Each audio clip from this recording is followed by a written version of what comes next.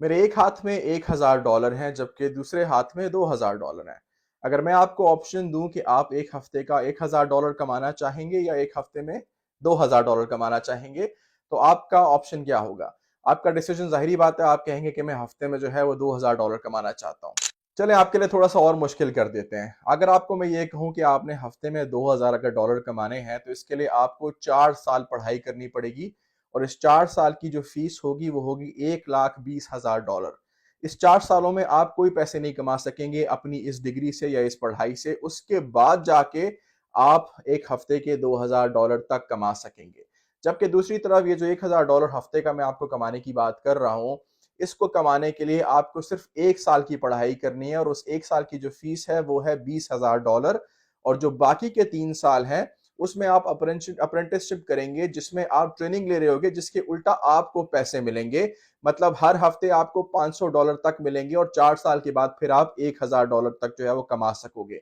अब आप मुझे बताएं कि आप $1000 हफ्ते का कमाना पसंद करेंगे या $2000 हफ्ते का कमाना पसंद करेंगे। चलिए थोड़ा सा इससे भी इंटरेस्टिंग करता हूं आपके लिए। अगर मैं आपसे ये कहूं कि आप जो ये हफ्ते का $2000 कमा रहे हैं, 10 साल के बाद ये $3000 बन जाएगा। मतलब 10 साल के बाद हर हफ्ते जो आप पैसे कमाएंगे वो होंगे $3000। ये आपकी सीलिंग होगी। मतलब ये कि इससे ज्यादा आप कमाने के फिर हकदार नहीं होंगे या बहुत ही कम लोग होंगे, शायद 1% होंगे जो कि इससे ज्यादा जो है वो कमाने की इस्तेताअत और क्वालिफिकेशन रखते होंगे। जबकि मैं अगर आपसे ये कहूं कि जो आप $1000 कमाते थे, ये जो है 10 साल के बाद 5 से 6 हजार डॉलर बन जाएंगे। $5 से 6 हजार जब ये बन जाएंगे तो आपकी इसके बाद भी आपके पास लिमिट होगी कि आप जो है वो अपने इन पैसों को इंक्रीज कर सके। मतलब इसमें आपकी कोई सीलिंग नहीं होगी। आप जितनी आप अपना एक्सपीरियंस बढ़ाएंगे उतना ही जो है आपकी इसमें इजाफा होगा, आपके पैसों में इजाफा होगा, साथ ही जो है आप अपनी कमाई ज्यादा कर सकोगे। अब आप बताएं कि आपने ओरिजिनली जो मुझे ऑप्शन दी थी कि आप हफ्ते का $2000 कमाना चाहते हैं, क्या आप अपना डिसीजन वापस लेके हफ्ते का $1000 कमाने पे आएंगे या अभी भी आप अपना डिसीजन जो है वही रखेंगे कि आपने हफ्ते के $2000 से ही शुरू करना है? इस पैसे की कोई भी वैल्यू नहीं है। ये पैसा जो है इसी तरह पानी की तरह आप कमा भी सकते हैं और पानी की तरह आपका खर्चा भी होगा इस पैसों से। फर्क सिर्फ इतना है कि हमारी आवाम अभी भी ट्रक की बत्ती के पीछे लगी हुई है और वो ये समझना नहीं चाहती कि कहां पर इनकम ज्यादा है और कहां पर आपने करियर चॉइसेस अच्छी लेनी है। यहां पे मैं बात कर रहा हूं एक इलेक्ट्रिशियन की वर्सेस इलेक्ट्रिकल इंजीनियर की। एक इलेक्ट्रिकल इंजीनियर अगर आपने बनना है ऑस्ट्रेलिया में तो आपको 4 साल की डिग्री से गुजरना पड़ेगा। इस 4 साल की डिग्री में आप तकरीबन $1,20,000 जो है डॉलर्स वो आप पे करेंगे यहाँ की यूनिवर्सिटी को।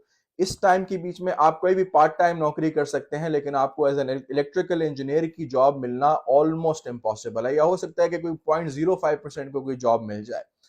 यहाँ पे जब आप इलेक्ट्रिकल इंजीनियर बन जाएंगे, $1,20,000 लगा के 4 साल की मेहनत करके आप जब इलेक्ट्रिकल इंजीनियर बनेंगे, तब जाके आपकी स्टार्टिंग सैलरी होगी $80,000। $80,000 आपकी सैलरी होगी, वो भी तब जब आप खुशकिस्मती से कोई जॉब लेने में कामयाब हो जाए। अब इसी के मुकाबले में अगर हम इलेक्ट्रिशियन की बात करें तो इलेक्ट्रिशियन स्टार्ट करता है छोटे से। मतलब ये कि वो 1 साल का डिप्लोमा करेगा। अगर आपने इलेक्ट्रिशियन बनना है यहाँ पे, 1 साल का आप यहाँ पे डिप्लोमा करेंगे जिसकी फीस 20 से 22 हजार डॉलर होगी। उसके बाद 3 साल के लिए आप किसी के अंडर अप्रेंटिस लगेंगे जहां पर वो आपको ट्रेनिंग देंगे और इस ट्रेनिंग का वो आपको $30 से $35 घंटे का ऑफर करेंगे। मतलब ये कि आप सीख भी रहे होंगे और आपको पैसे भी मिल रहे होंगे। और जब ये 3 साल की अप्रेंटिसशिप आप पूरी कर लेंगे तो आप एक क्वालिफाइड इलेक्ट्रिशियन बन जाएंगे। आपने एक लाइसेंस अप्लाई करना होगा अपने स्टेट में जहां पे आप रह रहे हो।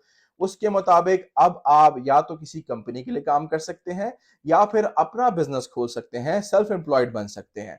अब जो एक इलेक्ट्रिशियन है उसकी नंबर 1 क्वालिफिकेशन के लिहाज से सिर्फ 1 साल की स्टडी। नंबर 2 उसकी क्वालिफिकेशन के लिहाज से सिर्फ उसको 20 से 22 हजार डॉलर जो है वो फीस देनी है। नंबर 3 3 साल वो काम सीख रहा होगा किसी क्वालिफाइड कंपनी के अंडर, किसी क्वालिफाइड सुपरवाइजर के अंडर। और नंबर 4 जब वो ये काम सीख लेगा तो वो अपना बिजनेस भी स्टार्ट कर सकता है।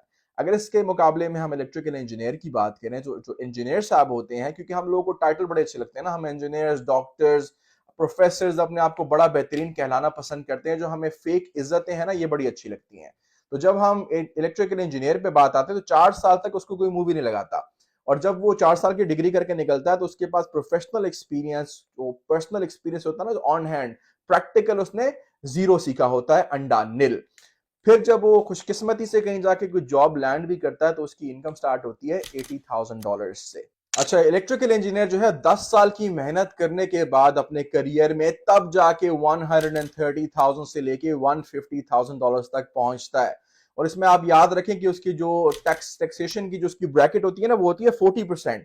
40% तक वो टैक्स भरता है अपनी इस इनकम पे, या 32.5 कर लें, फिर भी वो एक बड़ी अमाउंट टैक्स भरता है। उसमें वो कोई भी चीज क्लेम नहीं कर सकता। मतलब जब वो एंड पे आता है तो उसकी इनकम फिर भी वही रहती है, एक तरह से वो अपने घर पे $2,000 जो है वो आफ्टर टैक्स लेकर आ रहा होता है।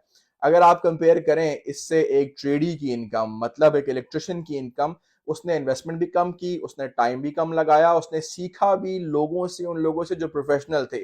और आखिर में क्या होता है, 10 साल के बाद जो ट्रेडीज होते हैं, जो इलेक्ट्रिशियंस होते हैं, उनके पास बहुत अच्छी अपॉर्चुनिटी होते हैं और मेजॉरिटी जो है वो अपना बिजनेस स्टार्ट कर लेते हैं। अगर वो सेल्फ एम्प्लॉयड भी हैं और वो काम ले रहे हैं, किसी के घरों में भी काम कर रहे हैं, अपनी जॉब्स ले रहे हैं या कमर्शियल की तरफ जा रहे हैं, तो वो माशाल्लाह फिर क्या करते हैं, वो पैसों में, इस तरह पैसों में खेलते हैं।